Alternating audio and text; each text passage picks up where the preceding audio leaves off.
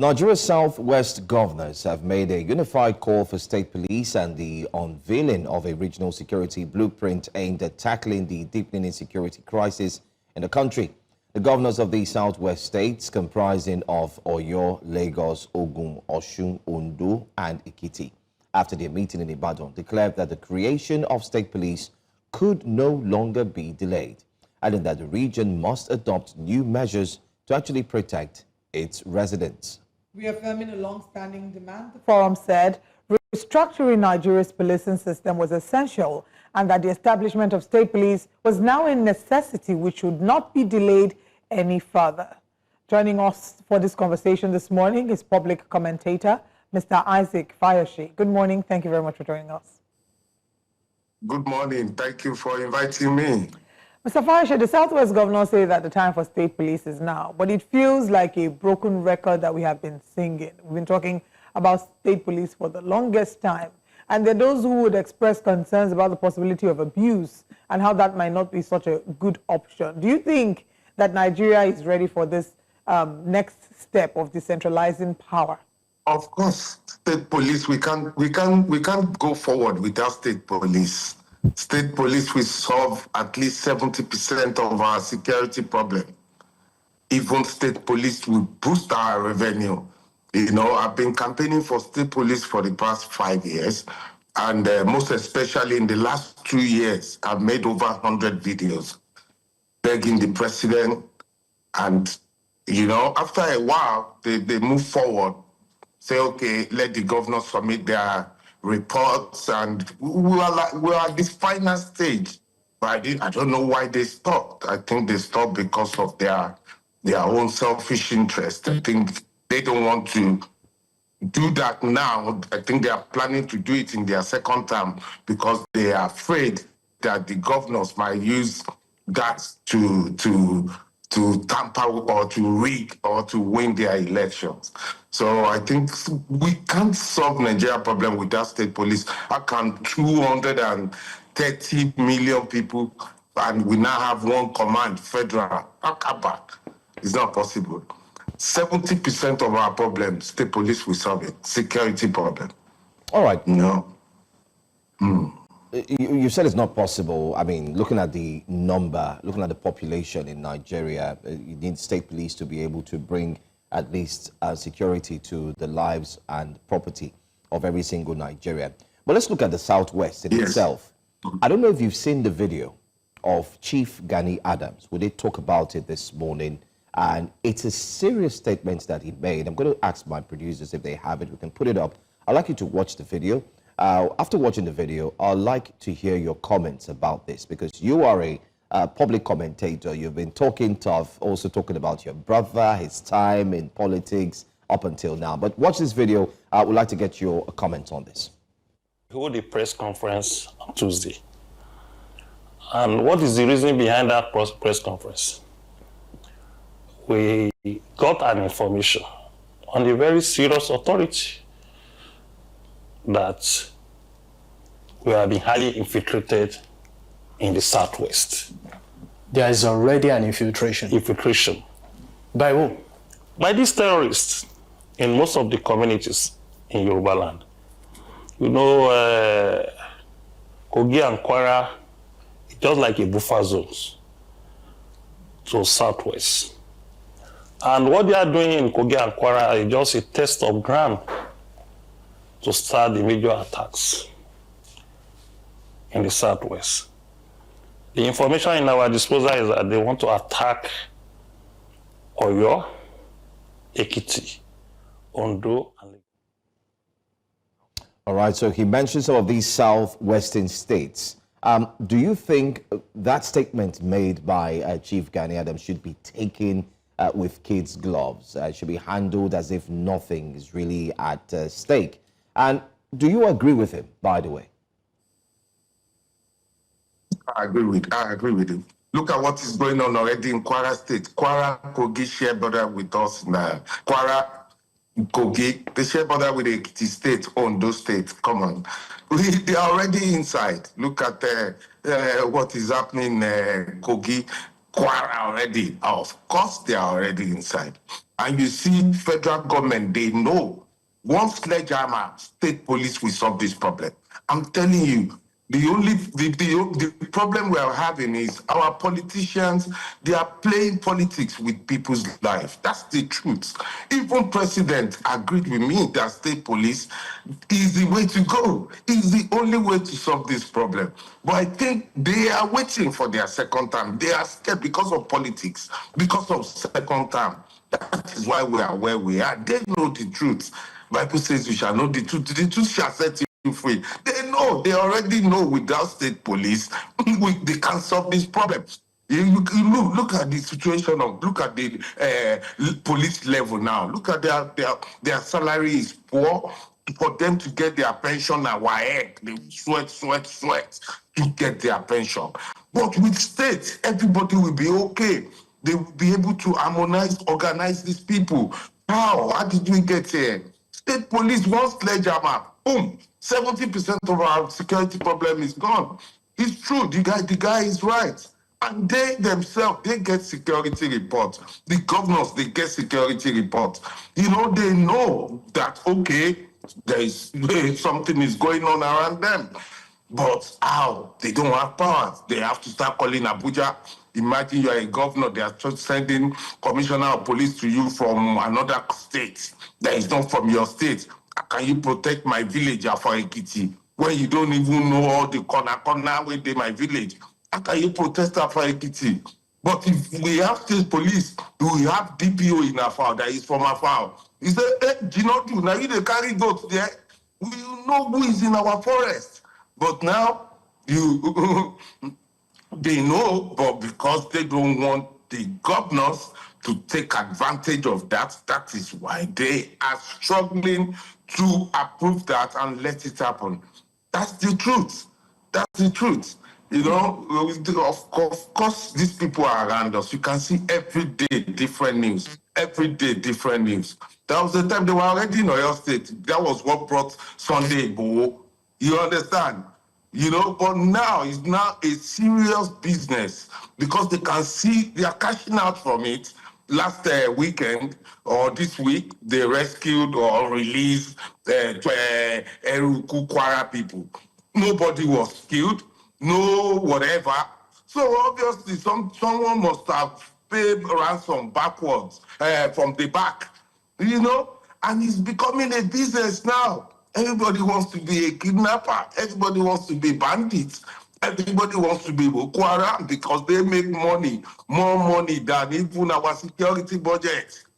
They make more money. The more you carry, the more money you get.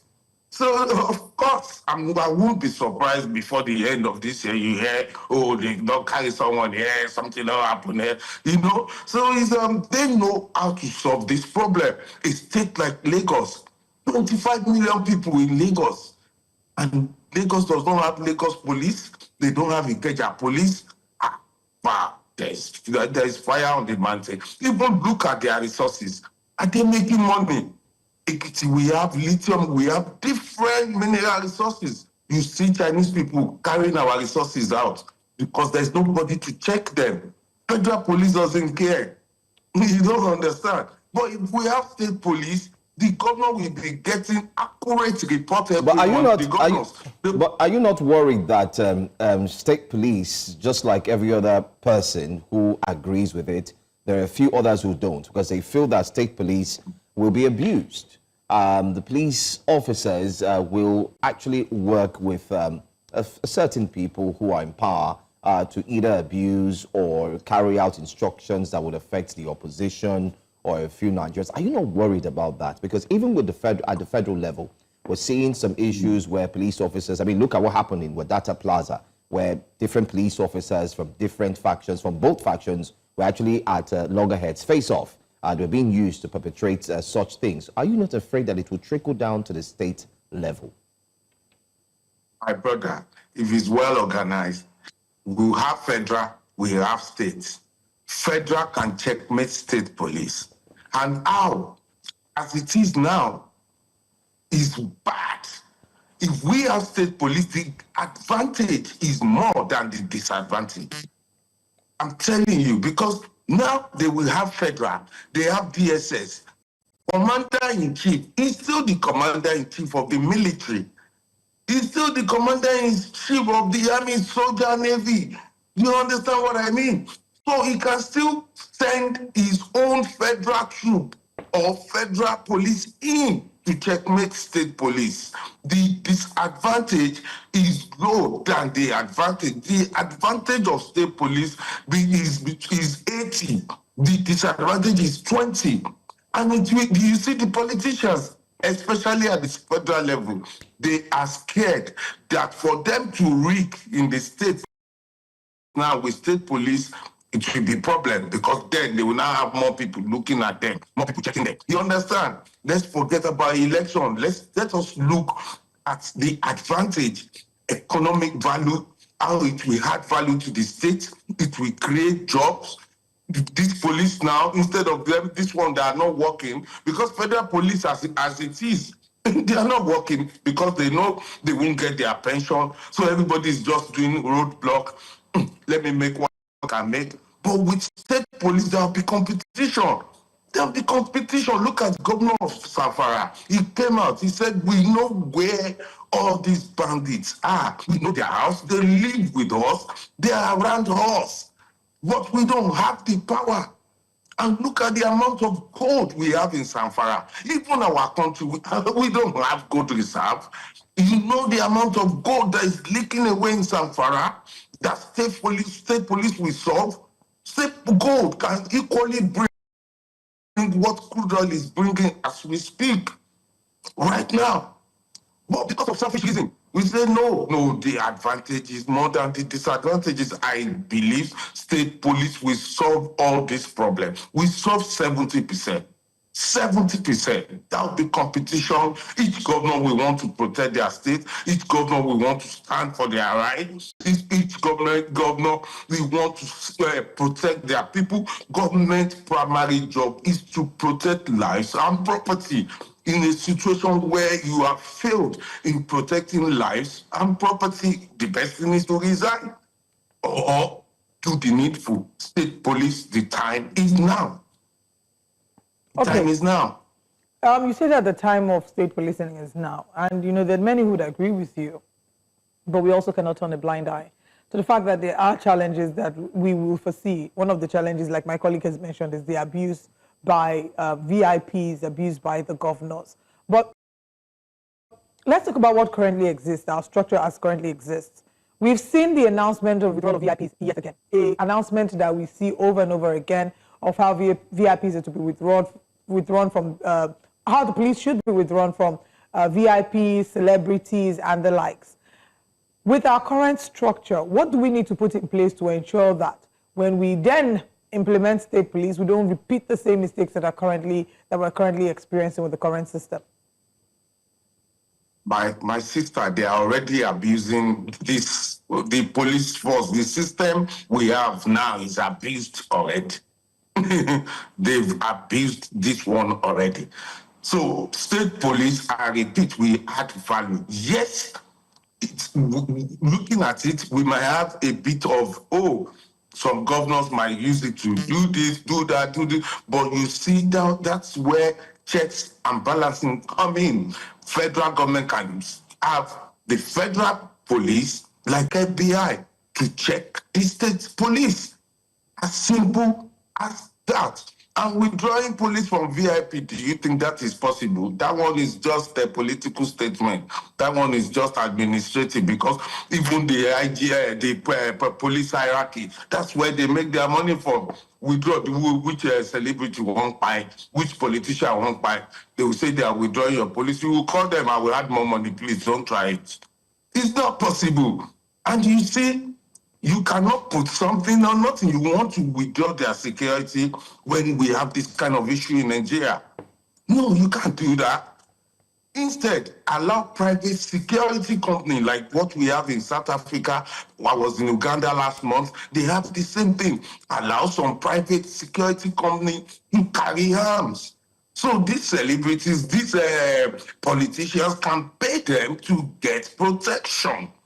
As it is now, There's no security in Nigeria. You can't travel from Lagos to Kogi State anything after 4 p.m. You can't travel from Abuja to Abaji anything after 4 p.m. So what we have, there is no security at all. Which celebrity will allow you to withdraw their police? They will say, oh yeah, start coming. That one na paperwork. Even then, in Abuja, they are making money. They make more money from VIPs than protecting you and I, common man on the streets. You know, that one is just, that one is administrative. Yeah, we withdraw we won't buy. There is just difficult, you know. And then again, it is so easy to solve this VIP protection. Look at South Africa.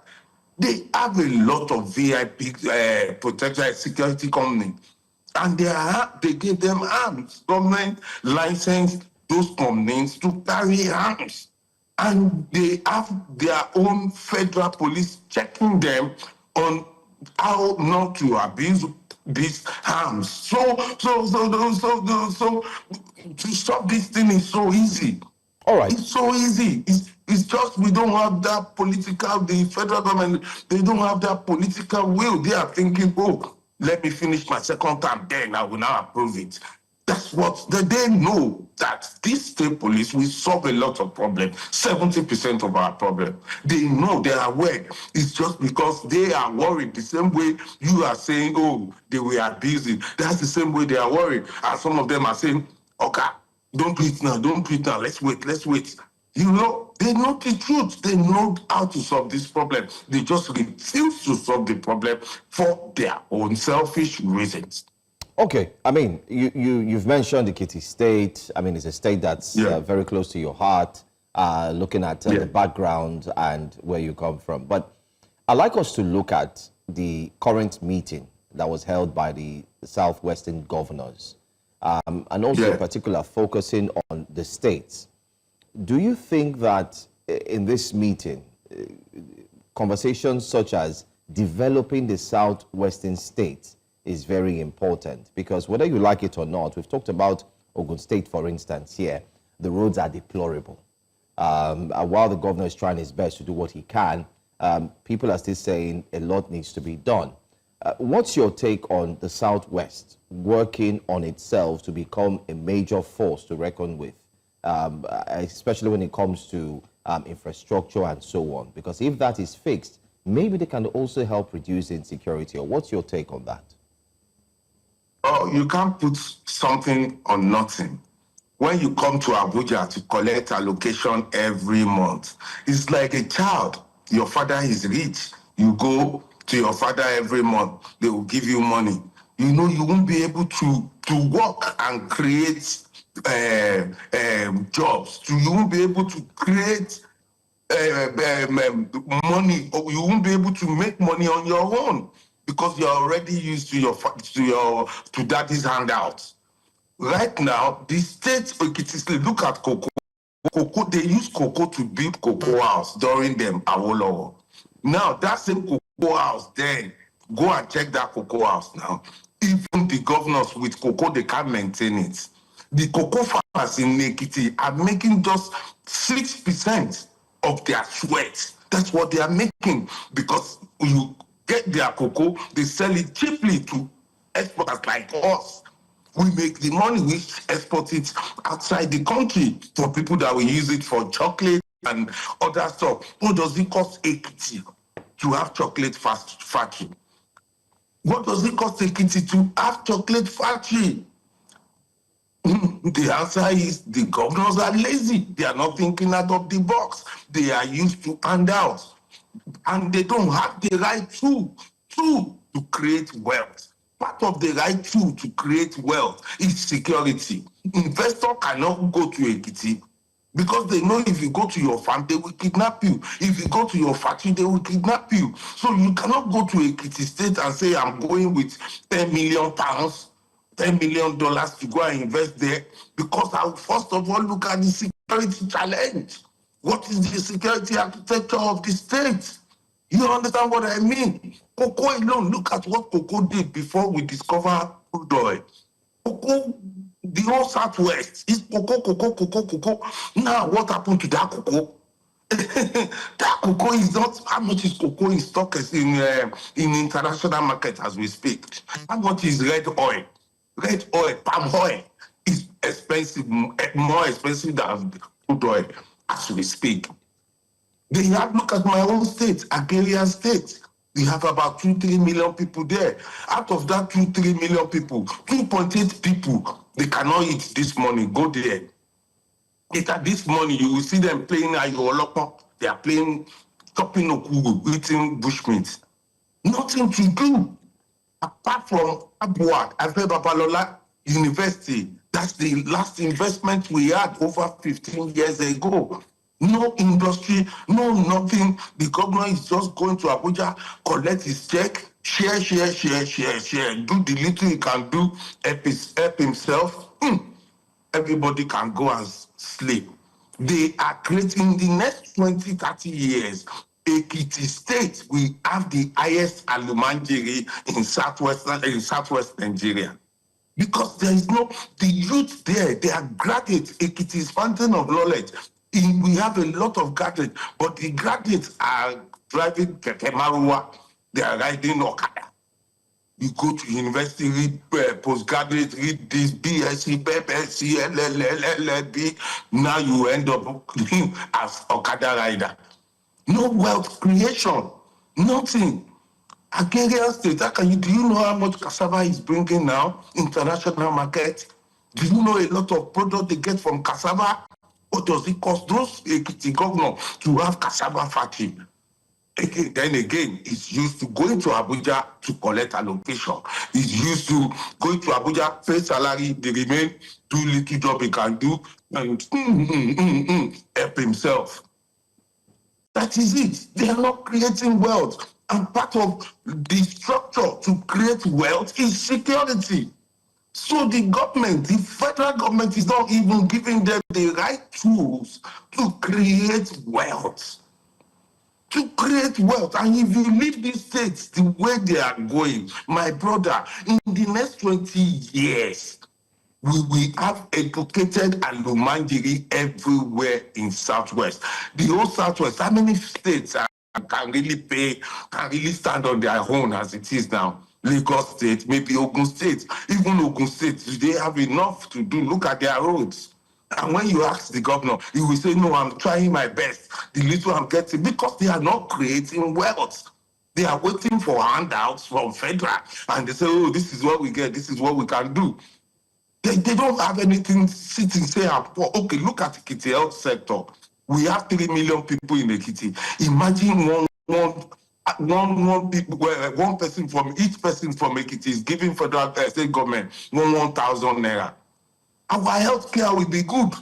1,000 a month. If they are sure, if people are sure they will not steal their money, people can pay 1,000 every month. 1,000 times 3 million people. Imagine what our healthcare will look like in a year. Imagine how much they will generate. But as it is now, they can't even generate money because they don't have the system, they don't have life, they don't have security. So they cannot even generate as much as they should because they cannot give what they don't have. And part of generating is security. Security. No security, no investment. And again, our electoral system has affected a lot of things in our country. Our electoral system, because we are doing selection, when you are doing selection, you cannot have the right people handling the right offices. When you select people, you don't understand. Look at it. My state, for example, the governor there is one of the, I'm so sorry, lazy governor in Nigeria now. And President Tinubu is happy to reinforce the man. Why? Because he doesn't want to rock the boat. He is looking for second term, and he believes if I change this guy, it might affect my votes in the state. So let me manage it. So they are managing him. They are managing him now. They are ready for only few people to survive, maybe 10 or 15 of them, while 3 million people sit in their poverty for the next 4 years. We say, let's manage Buhari. 4 years. After 4 years, let's manage Buhari another 4 years. Buhari don't do us shege. Buhari don't go meet Baba God. The problem Buhari created, we are still living with it. For how long are we going to continue like this? Majority of our problem is not we don't have money. We have the resources. We have everything. God has given us everything. What we are lacking is the right leadership. The right leader, honest leadership. Honest leaders that will say, no, you need security, have it. You need this, have it. We have everything to survive in our Cocoa alone. Ekiti can be the richest state in Southwest, richer than Lagos. Mr. Cocoa alone. We hear your frustration, and honestly, this is some of the complaints and the frustration expressed by the average Nigerian. You know, everybody wants a better quality of life. We have so much potential, yet so little is being maximized, you know, with the amount of potential that we have as a nation. Between now and 2027, what will need to change? And do you have faith that that kind of leadership that you're speaking about, that it will be birthed at the polls in 2027? What do we need to change? Yes. What will need to change? You see, it's from the top. That's what I'm saying. We are still saying the same thing. The only way we can change our fortune now is from the top. We are at the mercy of federal government. If federal government decides to do what is right today, Nigeria will change. The day you say, oh, I'm a smoker, the day I stop smoking, not just stop smoking, my life will change with my decision. Any decision you make in life, your life changes with that decision. So the only solution is federal government. And how do we get federal government to work? Is by we talking, we protesting, we asking for our rights. I want to tell you, people doesn't know they are even right from wrong again.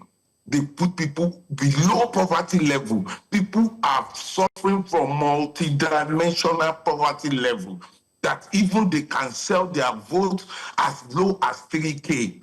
They said a man on the floor feareth no fall. They are already on the floor. So they are just rolling on the floor at the mercy of few people. So the only way to change our country now is awareness. Keep talking, letting our people know that you is government of the people, by the people, for the people, not government of selected few, by selected few, for selected few. Is to keep waking them up, that keep talking, keep asking for your rights. If you fail to ask for your rights, then they will be looking at you. Say they don't know their right, let's give them whatever we can give them. This system is gone now. I want to tell you something. In Ekiti State, if 1 million, if we have 1,000 people fall sick now, and they go to hospital, and their bill is 1 million naira, I can tell you that out of that 1,000 people, 950 people will die because they don't have the money. They don't have the resources. There is no help from government. There is no help from anywhere. It's every man for himself. God for us, God for us all. But that's not supposed to be the case. Government is supposed to be there for us, and it's their right. But they've taken their rights from them by, first of all, by taking their thumb away, by taking their rights to elect their leaders away. Go to a pity right now. Ask on the street, the governor cannot get 18% total vote cast in that state. But the governor is so sure of himself that election day, I will buy votes. And police will help me. Federal will help me. They will return me for another 4 years. So the people too are looking. We are powerless. There is nothing we can do. They will write their result. Let me just collect this 3,000. Let me just collect this 5,000. Edibo, Sebe. Vote, go and cook still. Just for that day. They've taken people's dignity away. That's a sad reality there, like you mentioned. They've taken their dignity away. They've taken their rights away. That's the truth. And when you ask them, they said they know. They know, but what can we do? They will still write the result anyway. Let me just go and cook still. When you turn people to that, you are creating, look at the North. They've been shouting for 30, 40 years. Look at the amount of Alumanjeri. Now, those Alumanjeri, many of them are turning to bandits now. And they are so easy to convert.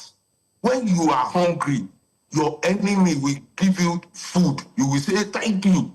When you are hungry, you are at your enemy's mercy. You don't even know enemy from anything because you are hungry. Yoruba saying, when you are hungry, anybody that gives you food, I've seen a father calling his son.